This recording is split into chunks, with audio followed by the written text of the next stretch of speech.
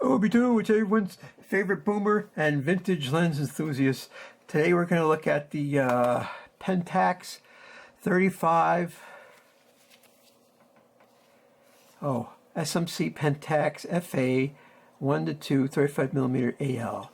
This is a discontinued lens. It's definitely a classic, and it's a borderline vintage, of course. Now they have a fancy schmancy upgraded model, but I bought this for $100, open box used from a superstore in the city, and I was very pleased with it because at the time I was using it on a Pentax DSLR, and it had a hard infinity stop, and I was doing a lot of astronomy with it, you know, wide fields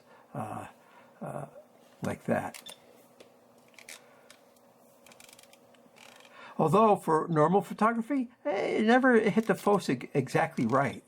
And I had three Pentax DSLRs, and I was getting the same results. So it could be maybe that's why I got it so cheap used.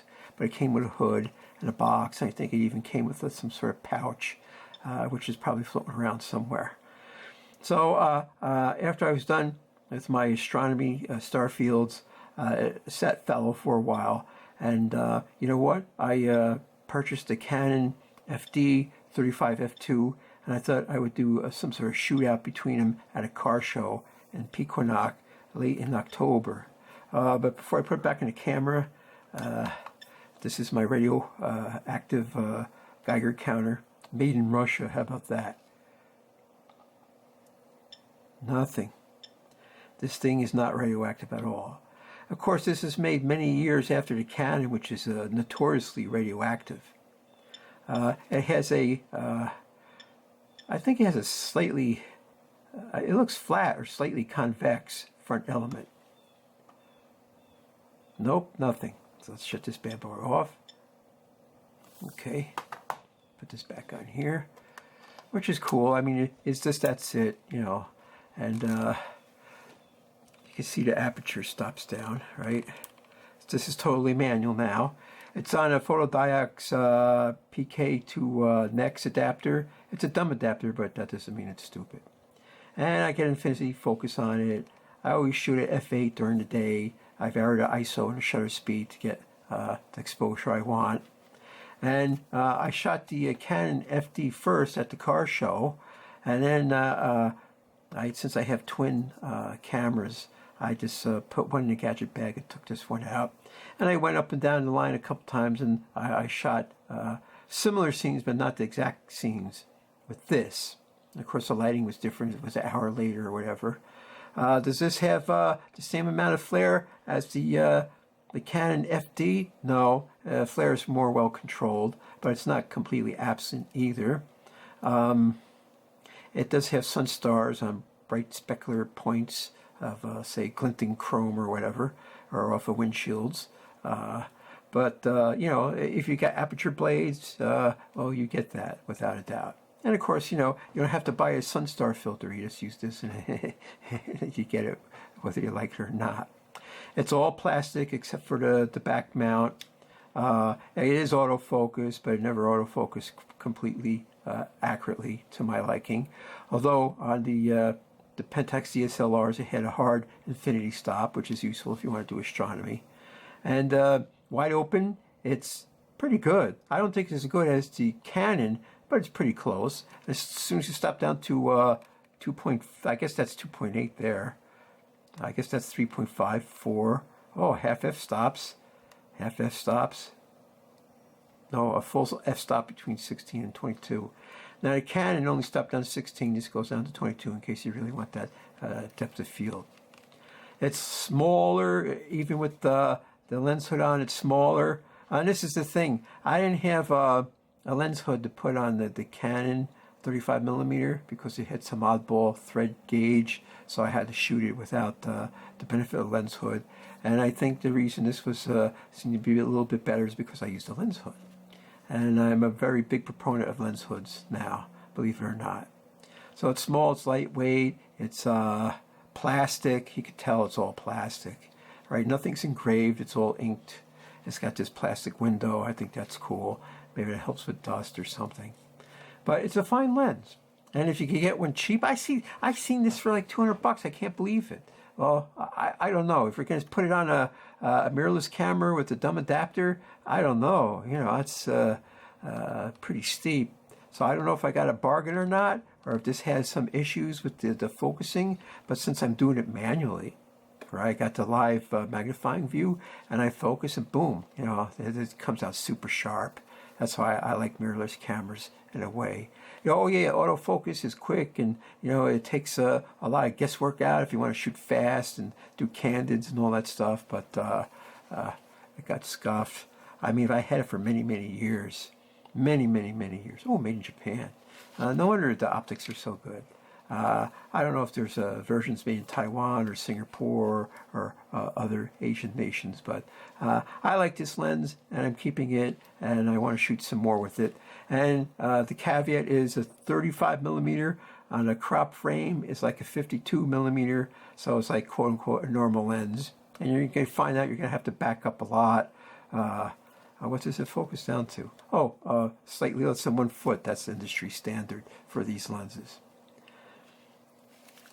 So you can shop around, see if you can get one. Just because I scuffed this one up doesn't mean that, you know, it's not working right. I scuffed it up myself. I know where it's been. Of course, if you go somewhere and like you see it in some secondhand shop or online, and you say, oh, it's scuffed up, you can always maybe haggle down a couple of extra bucks. But, you know, just make sure the optics are clean. That's the most important thing. And like I said, it's a good lens. It's super sharp. F8, no problem. F2, usable. And it's maybe just slightly soft, maybe somewhat lower contrast, but still usable. Absolutely. And if you could get one for $100, man, that's a deal. Not only do you get a 35 millimeter focal length, they can use an f8 or at normal apertures and take great snapshots during the day. But in a pinch under low light, you can shoot at f2 if you want to. But the proof is in the pudding or in the photos. So let's just look at the slideshow. And as I always say, if you're a Canon guy, maybe you don't look at the Pentax video, and if you're a Pentax guy, you don't look at the Canon video. But they're both there for you to compare, you know, and see what's what. And, you know, sometimes people just take 3 pictures and they say, oh, that's it. You know, this lens is better, that lens is not better. But, you know, this is pretty extensive. If you went to any sort of photo shoot, you would take a bunch of pictures. And, of course, I try and keep them as technically accurate as I could. Are they in focus? Are they properly exposed like that? So then the cameras are set the same, so they're invisible, just be the difference in the lenses. And so you could compare this one directly to the Canon FD F2. So let's jump right into the photos, and then you decide. Pequannock Park Car Show, late October 2024. I used a Sony Alpha 5000 mirrorless APS prop sensor, and on this instance it's the PENTAX-AF K-mount 35mm f2, and this is like a companion video to the Canon FD 35mm f2, and this way similar subjects, similar location, and then you could see how they fare, which is better, which is which. You know, the Canon is old. It's from like the 70s or something, and it's all old school, old metal with minimal plastic. And then the Pentax-AF 35 is all plastic except for the mounting flange. Nothing else is metal as far as I can see. And there's the glass of the optics. One is radioactive, that's the Canon. One has a concave front element instead of a convex front element. The Pentax is non-radioactive, and it has a very flat front element. I mean, if you catch the light, it looks neither concave or convex, so I'm calling it, it's pretty close to flat. Totally different design. And what's the deal? What does it matter? What are we looking at? Well, it looks to me that at f8, they're both equal. They're both fine performers. Absolutely. Now, one costs hundreds of dollars, whereas one only costs $100. Well, that's what I paid for mine. And maybe the prices went up because my model has the aperture ring on it, so you could use it under the dumb adapter on all these mirrorless cameras. So maybe that one is taking a premium. And then the Canon is just it's a collector's item sort of, but it's a good lens. You could actually use it. I really like it. It had a look to it that I couldn't describe, a very pleasant look that I thought. And the Pentax, the one we're looking at here, this has a look. It has a nice clean look. It doesn't add anything, doesn't subtract anything. It's got excellent sharpness, because look at these B pictures. That's excellent. That's really clear. This 35 millimeter, just like the Canon 35, they're telephoto lenses. That means you could take a picture, and if you think you see Bigfoot or a UFO in one section of the print, you could zoom up on it and actually check it out. So, it's a good lens. Of course, I guess you can always shop around and get them cheaper. If there's something's always cheaper somewhere, or you just step into the right location and you get a bargain somehow. But it's another lens that if you only want to get one lens, this could be one, and you'd be very satisfied with it. It's if you have like two modern zoom lenses and you just want to try out this vintage thing, well, you can't go wrong. And there's a whole bunch of vintage lenses like that. This is what I found out, that there's only a couple that were dogs, and this is a nice lens. This one is a nice lens. The PENTAX-AF K-mount 35 millimeter f2. It's got autofocus. It's got auto aperture. You could control it from the camera. It's a nice little lens, and it had a hard infinity stop that actually worked on Pentax DSLRs if you want to do astronomy. So it's had that going for it also. Oh, this is such a cool car show. There's all these red and yellow trees and multicolored cars, and sometimes the light was dappling, sometimes it was strong, sometimes it was full shadow. And, it's part this Sony Alpha 5000 has this DRO setting in the memory, where if you put it on, it helps expand the shadows and the lights. So if you overexpose slightly or underexposed slightly, you could still bring that back on your prints. So you should always enable that if you have like a Sony camera and it's somewhere in the menu. I really like it. Now, on any camera I own, I look for that, whether it's Nikon or Canon. They may call it something else, but I always enable that. And sometimes they give you a off, normal, a whole low, normal, and high sometimes. So, you got to play with them, see which one you like the best.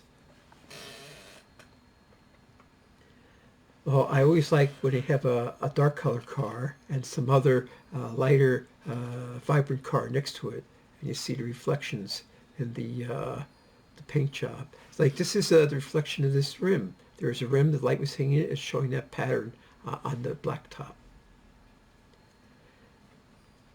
I had some stuff to do, otherwise I would have hung out longer, but I got the photos I needed, and it was starting to get crowded.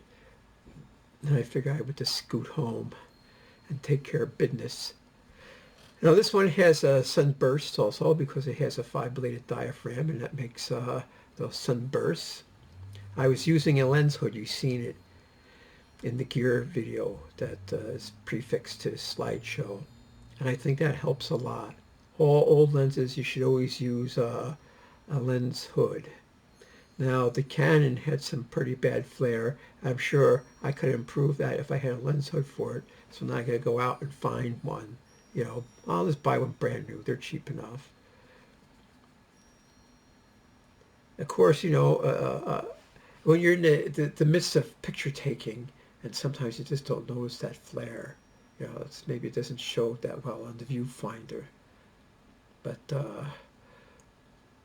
the thing is to shoot like at midday and never let the sun get in the field of view of the Canon, but without a lens hood. Whereas this thing had a lens hood on it, behaved itself really, really, really well.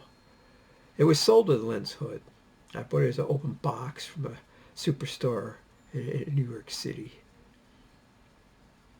So if you want to get into music here, you go to websites of the superstores in the city. There's two of them.